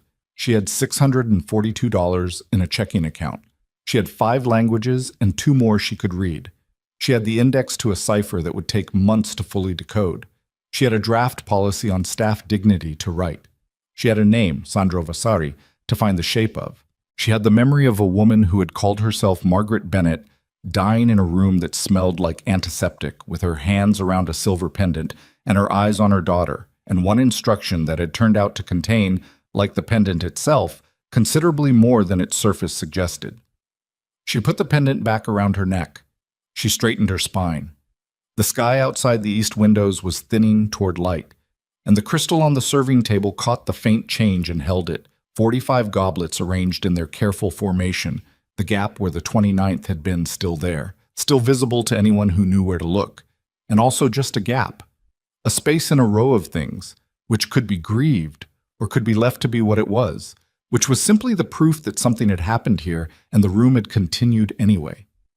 Leora set the envelope flat on the table, put her hand on it, left it there for a moment, feeling the weight of the paper and what was in it, the 22 years of her mother's careful work compressed into something she could carry with one hand. Then she picked it up, stood, walked out of the ballroom through the front. Not the service entrance, not the secondary corridor, not any of the doors she had used for 3 years of Tuesday mornings and pre-dawn arrivals, and the practiced invisibility of a woman who had learned to make herself small enough to fit inside someone else's world. The front. The main hallway was empty, and the lights were at their lowest setting, and the marble floor reflected what remained of the chandelier light from the ballroom in long, pale streaks, and she walked through it with the torn shoulder seam of a borrowed silver gown and her mother's pendant at her throat and her mother's work under her arm. And the estate was quiet around her in the way that spaces are quiet after the thing they've been building toward has finally arrived and moved through and left them to settle back into themselves. She walked to the main entrance and opened the door and stepped out. The air was cold. Pre-dawn, northern Illinois, late autumn, the kind of cold that is completely straightforward about what it is and requires nothing of you except acknowledgement. She breathed it in. Let it sit in her lungs for a moment. The white stone driveway stretched ahead of her in the dark. At the far end, the gates. Beyond the gates, the road. Beyond the road, the flat landscape running out in every direction toward whatever came next. She stood on the threshold for a long moment. Then Leora Bennett, who had been invisible for so long that she'd stopped noticing it herself, who had arrived in this place as one thing and was leaving it as something that didn't have a clean name yet, stepped forward into the dark and the cold and the thinning sky and walked down the white stone drive toward the gates. And the light came up slowly behind her, and her shadow went ahead of her toward the road. And the morning arrived the way mornings arrive. Without asking, without announcement, as if it had simply been waiting for someone to be in motion before it bothered to begin.